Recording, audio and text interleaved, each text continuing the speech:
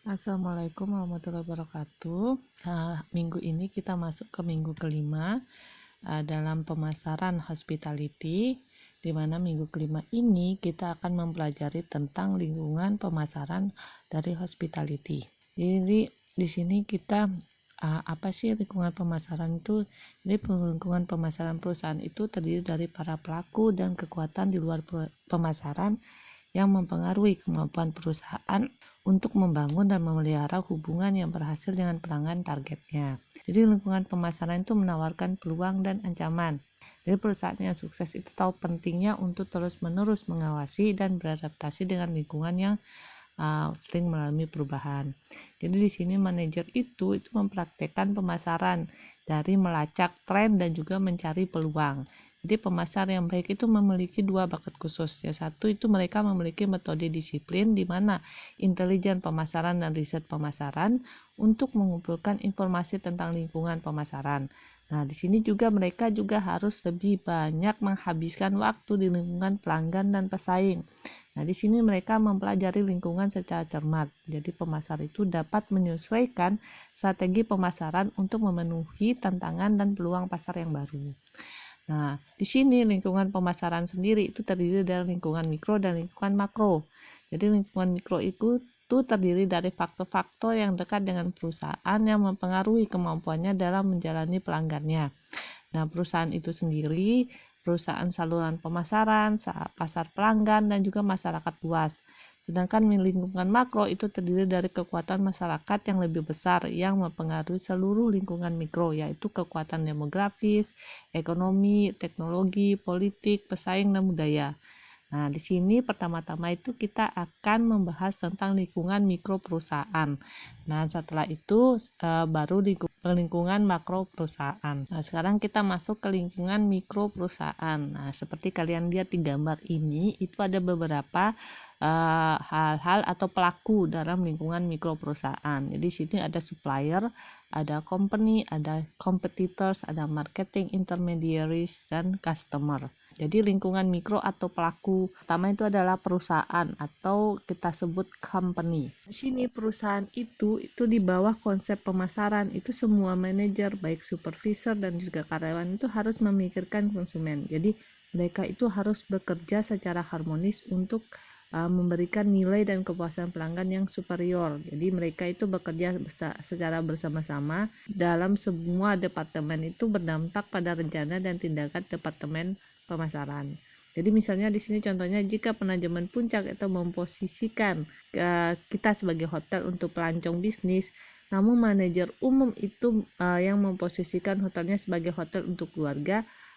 Nah, dalam hal itu ini akan membuat mereknya tidak sesuai. Kenapa? Karena ada dua merek yang mereka posisikan. Nah, di sini adalah posisi sebagai pelancong bisnis. Nah, ada juga sebagai posisi untuk keluarga. Nah, hal ini akan membuat perusahaan melemahkan merek dari perusahaan atau hotel tersebut. Jadi di sini itu mereka harus menetapkan posisi atau memposisikan merek apa yang mereka gunakan untuk hotel tersebut. Nah, hal inilah yang kenapa setiap departemen itu harus selalu bekerja sama, jadi saling jadi jangan tiba-tiba yang satu muncul dengan hotel seperti ini, malah yang satunya muncul dengan kebijakan yang lain. Nah, hal ini juga yang jadi penyebabnya juga bisa. Jadi yang kedua itu pemasok ya, kita sekarang masuk ke pemasok. Jadi pemasok ini adalah perusahaan dan individu yang menyediakan sumber daya yang dibutuhkan oleh perusahaan untuk memproduksi barang dan jasanya. Jadi tren dan perkembangan itu mempengaruhi pemasok. Jadi pemasok itu melihat tren dan perkembangan dari sekarang pada giliran dan juga hal ini sangat mempengaruhi rencana pemasaran perusahaan. Nah, kita lihat sini contohnya. Contohnya di sini misalkan seorang manajer restoran itu memutuskan untuk menjalankan lobster hidup khusus untuk akhir pekan. Nah, pemasok makanan laut itu dipanggil yang berjanji akan menyuplai 200 lobster untuk promosi akhir pekan. Nah, Jumat pagi itu pemasok menelpon dan melaporkan bahwa lobster mengalami konsleting pada pengiriman dari Boston. Nah, sehingga mereka tidak dapat mengirim hingga Sabtu pagi. Nah, manajer sekarang harus mencari sumber alternatif atau mengecewakan tamu yang memiliki reservasi untuk Jumat malam. Nah, seperti itu. Jadi, ada beberapa hal yang harus dipertimbangkan jika dalam memilih pemasok. Sedangkan untuk destinasi wisata itu membutuhkan pemasok, layanan penerbangan, terus hotel, restoran, operasi darat, dan juga fasilitas pertemuan dan hiburan. Itu adalah beberapa komponen tujuan dari wisata. Dan ini yang ketiga itu ada market intermediaries. Jadi intermediaries itu ada perantara pemasaran. Jadi di sini perantara pemasaran itu perusahaan itu yang membantu perusahaan. Jadi perantara itu adalah perantara pemasaran itu. Sekarang kita masuk ke perantara pemasaran. Jadi perusahaan yang membantu perusahaan untuk mempromosikan, menjual, dan mendistribusikan barangnya kepada pembeli akhir. Jadi di sini perantara itu adalah perusahaan bisnis yang membantu perusahaan perhotelan menemukan pelanggan atau melakukan penjualan. Jadi mereka itu termasuk seperti agen perjalanan, operator tur grosir, dan perwakilan hotel dan agen perjalanan online atau OTA seperti Expedia, Travelocity, dan Orbitz. Seperti tiket pesawat bundel itu juga bisa OTA atau organisasi travel agent itu dengan adanya kamar hotel menciptakan nilai bagi pelanggan. Jadi mereka memberikan tour dengan adanya kamar hotel dan sebagainya. Nah, pemasar saat ini tuh menyadari pentingnya bekerja dengan namanya perantara. Jadi bagi mereka perantara itu adalah sebagai mitra, bukan hanya sebagai saluran tempat mereka menjual produk. Jadi misalnya seperti restoran itu berfungsi sebagai perantara. Jadi misalnya di sini tuh restoran berfungsi sebagai perantara bagi perusahaan minuman ringan. Jadi sepertinya saat misalnya ke Coca-Cola, jadi dia mendaftar sebagai penyedia minuman eksklusif untuk rantai makanan cepat saji. Contohnya seperti McDonald, Wendy's, atau Subway. Nah, di situ pasti ada Coca-Cola atau minuman-minuman yang lainnya. Jadi mereka itu bekerja sebagai mitra dalam menyediakan minuman kepada makanan cepat saji. Nah, itu menyediakan lebih dari sekedar minuman ringan. Nah, itu juga itu menjanjikan dukungan pemasaran yang kuat. Jadi, di dalam perantara pemasaran ini ada marketing, service agency, dan financial intermediaries, atau kita bisa bilang itu agen jasa pemasaran. Jadi agen jasa pemasaran itu contohnya seperti firma riset pemasaran, biro iklan, firma media, dan firma konsultan pemasaran, di mana mereka itu membantu perusahaan untuk menargetkan dan mempromosikan produk mereka ke pasar yang tepat. Jadi agen jasa pemasaran ini adalah pemasok yang membantu perusahaan merumuskan dan menerapkan strategi dan taktik pemasarannya. Nah, udah jelaskan salah satunya tadi. Nah, perusahaan-perusahaan ini tuh dapat bervariasi dalam kreativitas, kualitas, layanan, dan harga. Sedangkan perusahaan itu harus secara teratur meninjau kinerjanya dan mengganti yang tidak lagi berkinerja baik.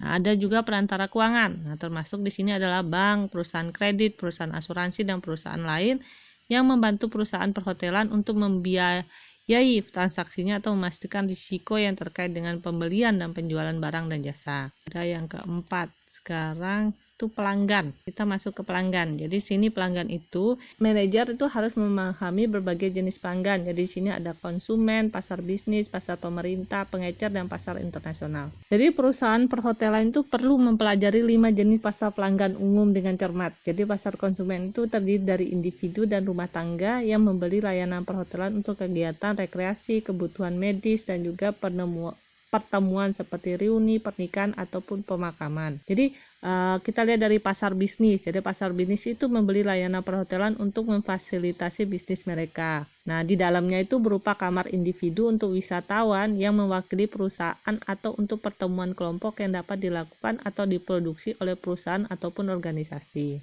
Nah, misalnya di sini itu perusahaan mengadakan rapat penjualan dan asosiasi mengadakan konversi tahunan. Nah, di sana kita pengecer itu membeli produk dan kemudian menjualnya kembali. Contohnya seperti operator tur itu dapat membeli kursi, maskapai penerbangan, terus kamar hotel, transportasi darat, dan makanan restoran untuk mengemas tur yang untuk masuk dalam paket tur yang akan dijual kembali ke pasar konsumen. Jadi di sini ada pasar pemerintah.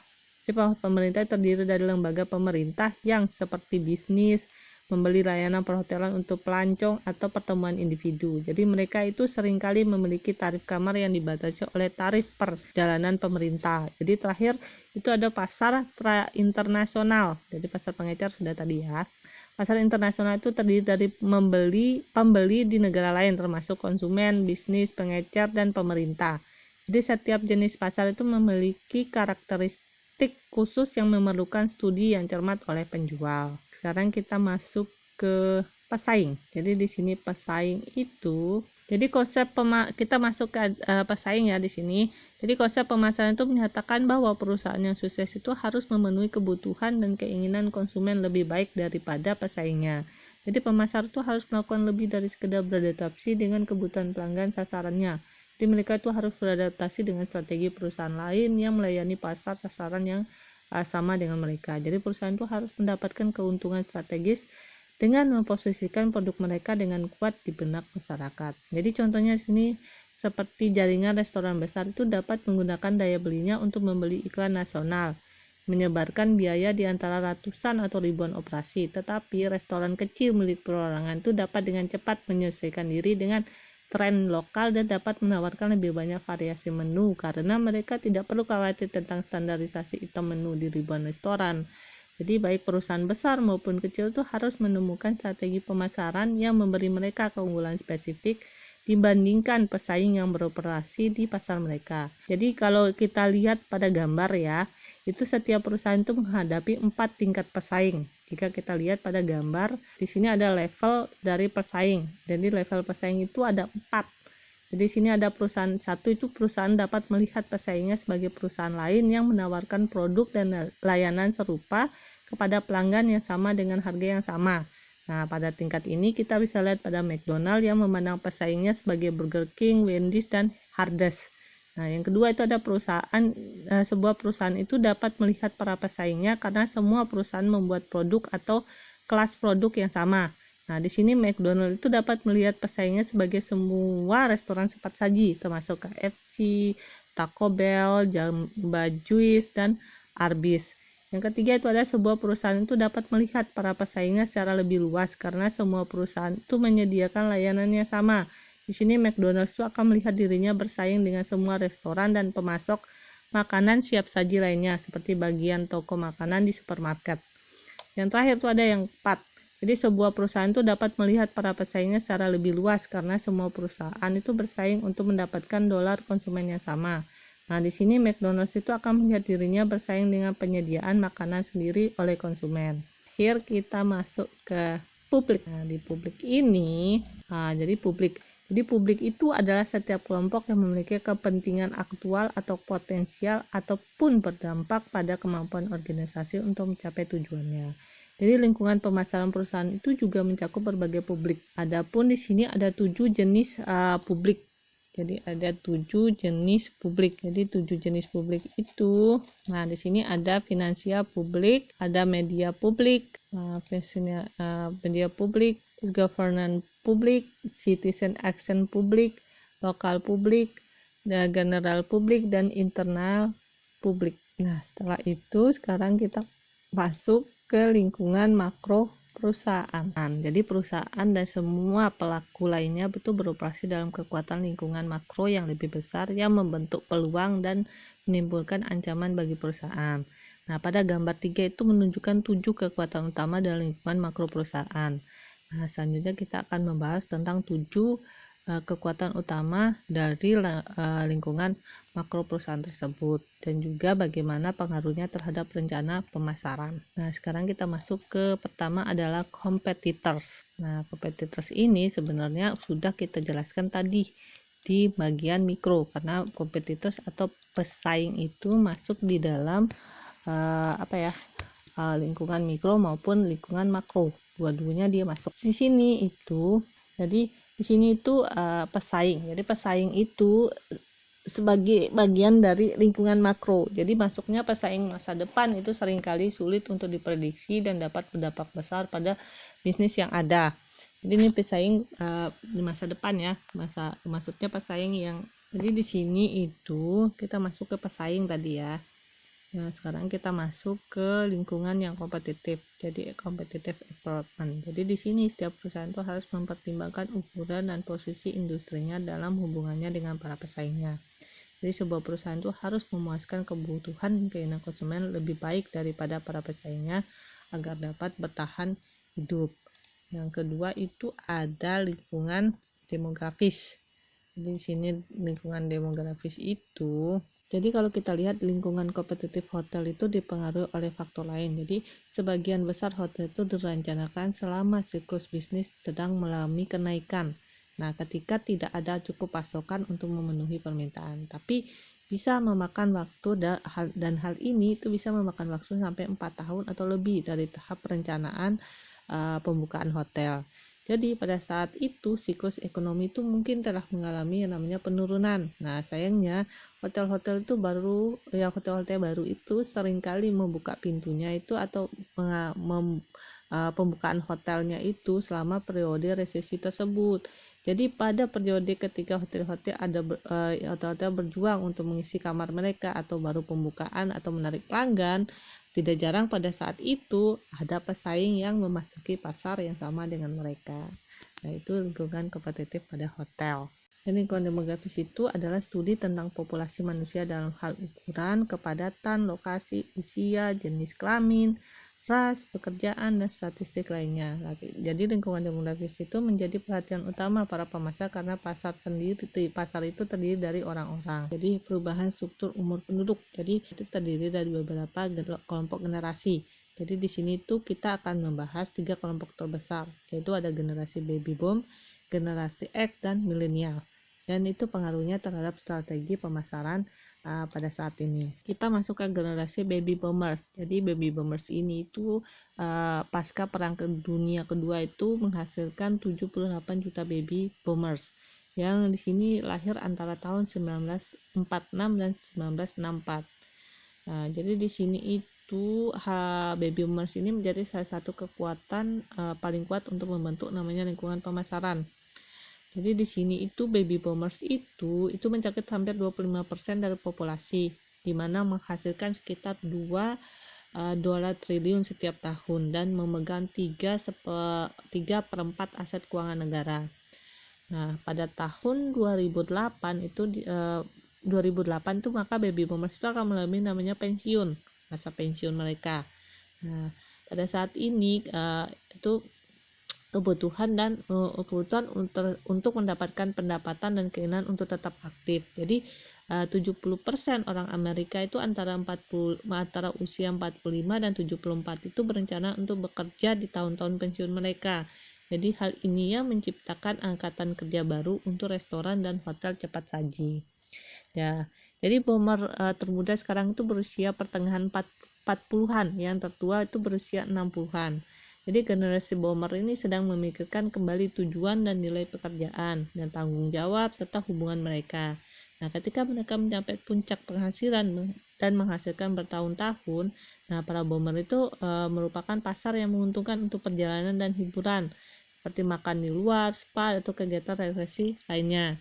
Nah, karena kita lihat di sini karena masa pensiunnya, jadi selama dia bekerja dia mengumpulkan uang, dan ketika pada saat pensiun dia melakukan namanya perjalanan. Nah, perjalanan itu bisa liburan, terus makan di luar, spa, atau kegiatan rekreasi lainnya yang selama bekerja tidak dapat dia lakukan. Nah, di sini ada contohnya, misalnya menurut Asosiasi Industri Perjalanan Amerika, setengah dari semua orang dewasa Amerika itu melakukan liburan petualangan dalam liburan 5 tahun terakhir. Sekitar 56% dari wisatawan ini adalah boomer. Jadi boomer itu tidak merasa tua. Jadi satu penelitian itu menemukan bahwa mereka itu merasa 12 tahun lebih muda dari yang sebenarnya. Jadi mereka itu akan menghabiskan miliaran dolar untuk perjalanan, mencari liburan aktif di mana mereka dapat berpetualang atau menjelajah. Nah, seperti ekspedisi melihat beruang kutub di Kanada Utara atau wisata sejarah di Eropa. Sekarang kita masuk ke lingkungan ekonomi. Jadi lingkungan ekonomi itu terdiri dari faktor-faktor yang mempengaruhi daya beli konsumen dan pola pengeluaran. Jadi kalau dilihat dari beberapa negara itu memiliki ekonomi yang subsisten. Jadi mereka itu mengkonsumsi sebagian besar hasil pertanian dan industri yang dihasilkan oleh negara mereka sendiri. Negara ini itu menawarkan sedikit peluang pasar. Jadi di sisi ekstrim lainnya itu ada ekonomi industri yang merupakan pasar kaya akan berbagai jenis barang. Jadi pemasar itu harus memperhatikan tren utama dan pola belanja konsumen, baik di dalam maupun di luar pasar dunia mereka. Jadi di sini ada beberapa tren ekonomi utama. Jadi tren itu terdiri dari, ini pakai bahasa Inggris ya, tekannya. Satu, ada perubahan pendapatan. Jadi di sini perubahan tingkat pendapatan itu ada perubahan tingkat pendapatan, kesadaran hidup hemat dan pola hidup yang konsumtif. Jadi terakhir itu ada distribusi pendapatan, yaitu terdiri dari kelas atas, kelas menengah, kelas pekerja, dan kelas bawah. Yang kedua adalah mengubah pola pengeluaran konsumen. Di sini ya, makanan, perumahan, transportasi itu menyerap sebagian besar pendapatan keluarga. Jadi menurut buku Engel itu perbedaan yang dicatat lebih dari satu abad yang lalu itu oleh Ernest Engel tentang cara orang mengubah pengeluaran mereka terhadap makanan, perumahan, transportasi, perawatan, kesehatan, dan kategori barang serta jasa lain ketika pendapatan keluarga mengalami peningkatan. Yang terakhir itu ada global economy. Yang terakhir ada global economic development atau ekonomi perkembangan ekonomi global. Jadi hal ini itu jadi saat ini itu industri perjalanan itu beroperasi di lingkungan yang global. Jadi pertumbuhan pariwisata misalnya di Kroasia itu datang dengan mengorbankan tujuan lain. Kan nilai tukar antara euro dan dolar AS itu menguntungkan euro lebih sedikit pelancong dari Amerika yang pergi ke Eropa. Dan orang Amerika itu mengalihkan liburan mereka ke lokasi di Amerika Serikat dan Amerika Selatan. Contohnya seperti bisa juga misalnya pariwisata di Indonesia itu datang dengan mengorbankan tujuan lain. Nah, ketika nilai tukar antara rupiah dan dolar AS itu menguntungkan rupiah, maka lebih sedikit pelancong dari dari Amerika yang pergi ke Indonesia, dan orang orang Asia atau orang luar dari Indonesia itu mengalihkan liburan mereka di lokasi di sekitar mereka atau di dalam negara mereka. Nah, salah satu hasil positif dari devaluasi mata uang itu adalah ia menjadi tujuan konvensi dan pertemuan. Terakhir baru untuk mengubah pola pengeluaran konsumen. Nah, sekarang kita masuk ke lingkungan natural atau lingkungan alam. Apa sih lingkungan alam itu? Jadi kita masuk ke lingkungan alam. Jadi pemasar itu harus menyadari beberapa tren di lingkungan alam. Jadi kalau kita lihat pada gambar ini ada beberapa tren yang mempengaruhi lingkungan alam. Jadi di sini ada conservation of resource, ecotourism, dan recycle dan reduce waste. Jadi sini adalah yang pertama itu melibatkan meningkatnya kekurangan bahan mentah. Jadi udara dan air mungkin tampak seperti sumber daya yang tak terbatas, tapi beberapa kelompok itu melihat bahaya jangka panjangnya. Jadi polusi udara itu mencekik banyak kota besar di dunia, dan kekurangan air itu sudah menjadi masalah besar di beberapa bagian negara dan juga dunia. Nah, pada tahun 2030 lebih dari 1 dari 3 manusia dunia itu tidak akan memiliki cukup air untuk diminum. Jadi sumber daya. Nah, yang kedua itu renewable resource atau kita bilang sumber daya terbarukan. Jadi di sini seperti contohnya itu hutan dan makanan. Jadi juga itu harus digunakan dengan bijak. Jadi sumber daya itu tak terbarukan seperti minyak bumi, batu bara, dan berbagai mineral itu menjadi masalah yang serius kalau kita mengalami kekurangan. Jadi kekurangan ini itu telah meningkatkan biaya pembangunan pada hotel, restoran, dan tempat wisata yang baru. Yang terakhir itu tren lingkungan yang kedua itu adalah peningkatan polusi. Jadi industri itu hampir selalu merusak kualitas lingkungan alam. Jadi pertimbangkan pembuangan sampah dan limbah oleh resort. Di destinasi di mana hal ini tidak dikelola, maka air tanah itu telah tercemar, merusak pasokan air dan sampah, dan dapat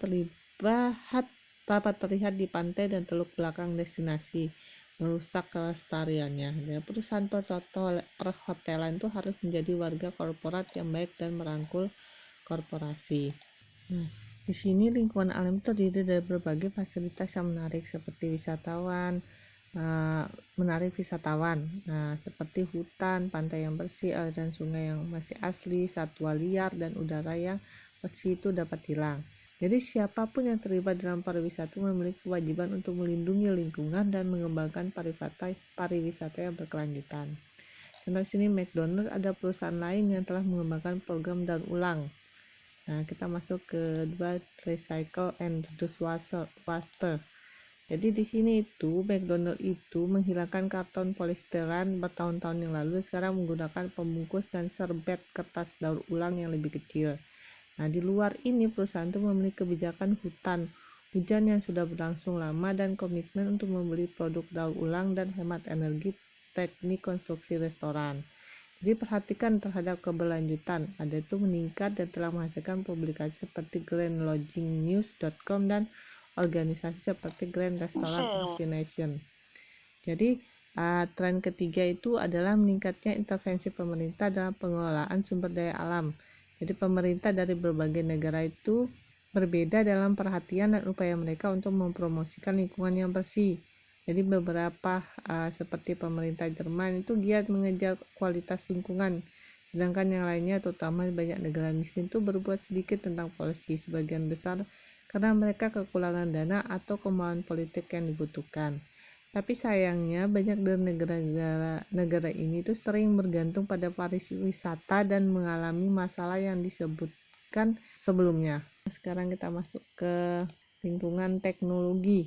Nah, di sini lingkungan teknologi itu ada kekuatan paling dramatis yang membentuk takdir kita saat ini adalah teknologi. Jadi sini kekuatan yang menciptakan teknologi baru itu menciptakan produk dan peluang untuk pasar yang baru. Di sini itu teknologi itu telah mempengaruhi industri perhotelan dalam banyak hal. Jadi contohnya seperti Intelity itu telah menghasilkan produk bernama ICE, Interactive Customer Experience, yang dapat diakses dari sejumlah platform berkemampuan web. Termasuk di sini adalah smartphone dan tablet. Jadi layanan tamu dari hotel seperti layanan kamar, parkir valet, pemesanan ruang makan, dan layanan spa itu dapat diakses dari tablet. Jadi reservasi eksternal di teater, restoran, lapangan golf, dan maskapai penerbangan juga itu dapat diakses. Jadi ada beberapa keuntungan dari ICE ini. Jadi para tamu itu dapat melakukan banyak tugas. Mereka dapat memesan layanan kamar saat melakukan panggilan konferensi. Jadi informasi itu tersedia dalam berbagai bahasa. Nah, hal ini itu memberikan informasi yang membuat tamu itu terbiasa dengan hotel dan area lokal. Nah, hotel itu di sini menyediakan layanan ini kepada tamu melalui tablet seperti iPad yang ditinggal di kamarnya untuk mencegah pencurian file. Jadi penjelasan di atas itu yaitu perubahan teknologi itu menghadapi tantangan dari mereka yang melihatnya sebagai ancaman alam, privasi, kesederhanaan, dan bahkan umat manusia. Jadi berbagai kelompok itu menentang pembangunan restoran di pinggiran kota dan kawasan bersejarah serta hotel bertingkat tinggi, bandara, dan fasilitas rekreasi di Taman Nasional. Jadi pemasar tuh harus memahami dan mengantisipasi perubahan lingkungan teknologi dan menggunakan teknologi yang melayani kebutuhan manusia. Jadi mereka juga harus peka terhadap aspek inovasi apapun yang mungkin merugikan pengguna dan menimbulkannya. Sekarang kita masuk ke lingkungan politik. Jadi lingkungan politik itu terdiri dari hukum, badan pemerintah, dan kelompok penekan yang mempengaruhi dan membatasi berbagai organisasi serta individu dalam masyarakat. Jadi di sini ada beberapa tren politik dan implikasinya terhadap pemasaran. Seperti pada gambar tersebut, itu dapat dilihat. Di sini ada increasing legislation, terus changing government agency enforcement, dan increase emphasis on ethic and sociality responsible action. Nah, itu adalah 3 dari tren lingkungan politik. Jadi salah satunya increase legislation dan regulation effective business. Di sini yaitu legislation dan regulation itu efektif mempengaruhi bisnis dengan 3 alasan. Jadi ada 3 alasan loh kenapa hal ini itu mempengaruhi. Regulasi dan regulasi itu yang mempengaruhi bisnis itu telah diberlakukan karena 3 alasan. Pertama itu melindungi perusahaan dari satu sama lain.